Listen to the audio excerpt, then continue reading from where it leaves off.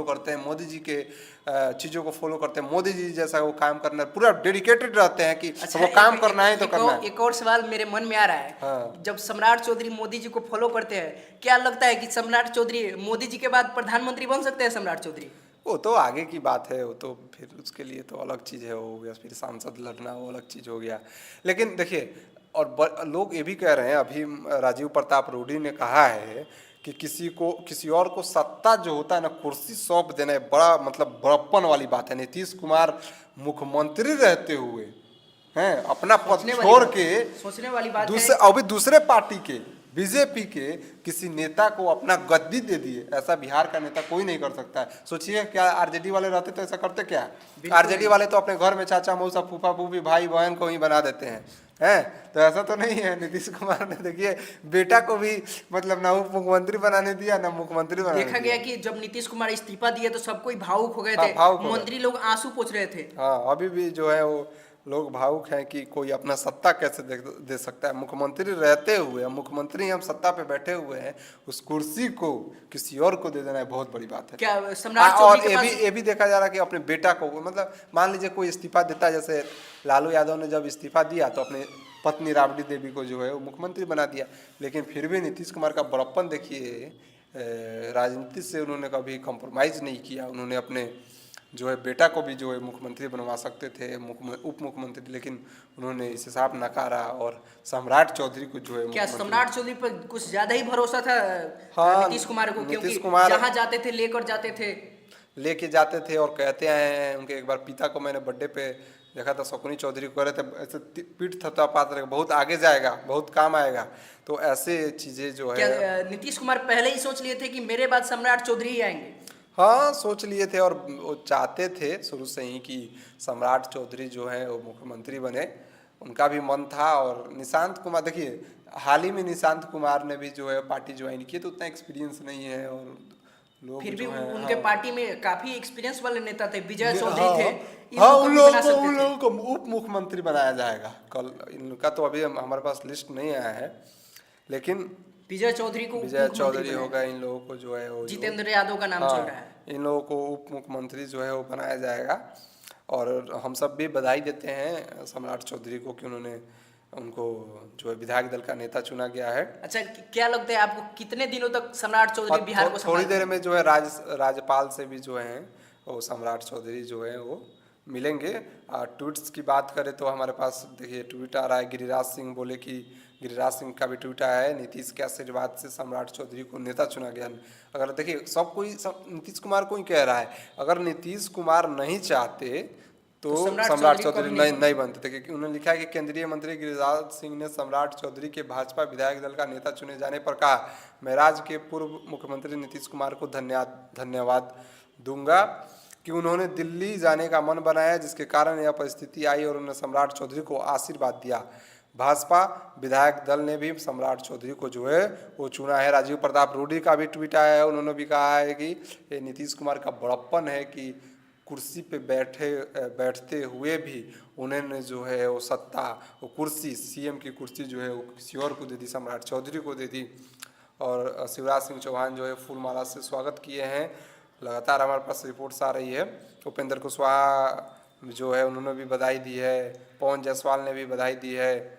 और इस्तीफे के बाद नीतीश कुमार ने एक्स पे लिखा है, मैं उसको भी पढ़ के एक बार सुना देता हूँ। नीतीश कुमार ने लिखा है अपने ट्विटर एक्स पे कि आप जानते हैं कि 24 नवंबर 2005 को राज्य में पहली बार एनडीए सरकार बनी थी।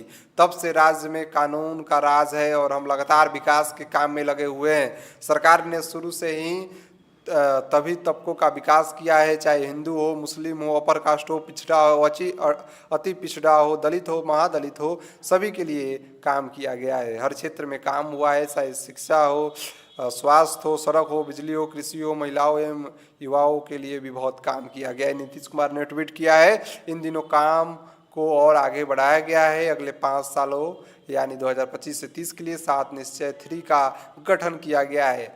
इससे और ज़्यादा काम होगा, जिससे बिहार के जो है वो काफ़ी आगे बढ़ेगा। ये सारी चीज़ें जो है उन्होंने ट्वीट्स में लेते हुए जो है वो लिखा है। अच्छा, क्या लगता है कि जो सम्राट चौधरी मुख्यमंत्री बने हैं कितनों दिनों तक रह पाएंगे मुख्यमंत्री? नहीं, वो 30 तक रहेंगे, अब सरकार नहीं बदलेगी। देख लीजिएगा, सरकार अब बिल्कुल नहीं बदलेगी। सरकार अब नहीं नहीं बदले, 30 तक रहेगी। 30 तक कंफर्म है। 30 तक कन्फर्म। पहली बार हो रहा है कि बीजेपी का कोई भी जो बिहार है, में कोई बीजेपी बिहार का पहला मुख्यमंत्री बन रहा है, पहली बार हो रहा है। आपको नहीं लगता है कि जो बीजेपी का जो मुख्यमंत्री बना है तो जेडीयू विलय हो जाएगी? आपको क्या लगता है? नहीं, जेडीयू का ही विलय हो जाएगी भाई। आपको लगता है कि जेडीयू का फिर दोबारा कोई मुख्यमंत्री बन पाएगा?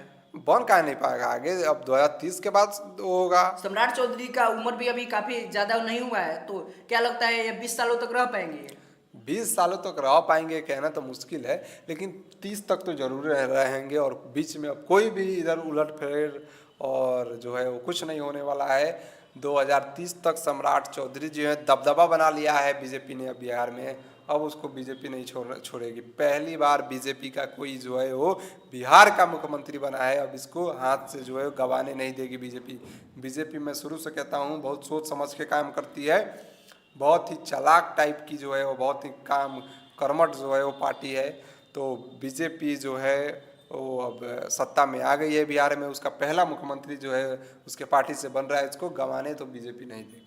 तो आपको नहीं लगता है कि सम्राट चौधरी जो मुख्यमंत्री बने हैं, जो मुख्यमंत्री बने हैं तो ये अच्छा काम कर पाएंगे, या जो नीतीश कुमार जो काम कर दिए उनसे अच्छा काम करेंगे, या आपको क्या लगता है? देखिए, नीतीश कुमार बिल्कुल अच्छा काम किए हैं और सम्राट चौधरी भी अच्छा काम करेंगे। ऐसा नहीं है कि वो जो है वो खराब काम करेंगे। और पिछले कुछ दिनों से जब वो उप मुख्यमंत्री है और गृह मंत्री उनके पास है, तो आप देख रहे होंगे कि उन्होंने बहुत बेहतर काम किया है। बेतिया राज की ज़मीन को लेकर के हो गया, या हम कहें कि जो अतिक्रमण था पूरे बिहार में उसको हटवाया। रोड में आप देखेंगे हवाई अड्डा को विकास को लेकर के, चीनी मिल को विकास करके लेकर के, फैक्ट्रियों को विकास, एथेनॉल प्लांट को लेकर के विकास का भी तेजी से, एयरपोर्ट को लेकर के जो सरकार नई सरकार जो बनी उन्होंने सोचा बहुत अच्छा किया। एयरपोर्ट का जो विकास है बहुत तेजी से हो रहा है। मुझे लग रहा है कि मोतिहारी में 2 जगह देखिए एयरपोर्ट बन रहा है, एक रक्सौल में और एक मोतिहारी में। मोतिहारी में तो छोटा बोट जो हो गया उस टाइप का जो हवाई जहाज होते हैं छोटे लेवल के, उस टाइप के वहाँ जो किसी का प्राइवेट जेट होता है उस टाइप का जो होता है वो महात्मा मोतिहारी के जो है वो गांधी मैदान के बगल में हवाई अड्डा है वहाँ पे। लेकिन रक्सौल में हो गया इंटरनेशनल फ्लाइट्स वहाँ जो है, रक्सौल से इंटरनेशनल, हाँ इंटरनेशनल, क्योंकि नेपाल के पास है तो ये बहुत महत्वपूर्ण माना जा रहा है। इंटरनेशनल फ्लाइट्स हो गए वो सारी चीज़ें। और देखिए मोतिहारी और आसपास बेतिया, वाल्मीकि नगर, मुजफ्फरपुर के लिए पटना जाना पड़ता था, लगभग बहुत दूर हो जाता था। पटना जाना, मोतिहारी से आपको जाना तो 5 घंटा लगा के जाइए, वो मोतिहारी में बन जाएगा। नेपाल के पास जो रक्सौल है उसमें बन जाएगा तो बहुत फायदेमंद होगा एयरपोर्ट। और मुजफ्फरपुर में बन रहा, सोनपुर में अंतर्राष्ट्रीय हवाई अड्डा बन रहा है। तो जो नई सरकार बनी थी, जो चुनाव हुआ था 2025 में, तो भी 1 साल भी नहीं हुआ हमको लग रहा है। कुछ ही महीने में, जो 1 साल क्या हुआ, कुछ ही महीने हुए, कुछ महीनों में जो विकास हुआ है, जो सोच है चीनी मिल को लेकर के, फैक्ट्रियों को लेकर के, इन चीज़ों को लेकर के, तो अच्छा देखा जाए तो जो बिहार है वो पिछड़ा राज्य में आती है, पिछड़े वर्ग में गिनती होती है पिछड़ा राज्य में। तो क्या लगता है कि जो नई सरकार बनी है इसको ग्रो करा पाएगी, आगे ले जा पाएगी बिहार को? बिल्कुल आगे ले जा पाएगी। बिहार का एजुकेशन रेट बहुत खराब है।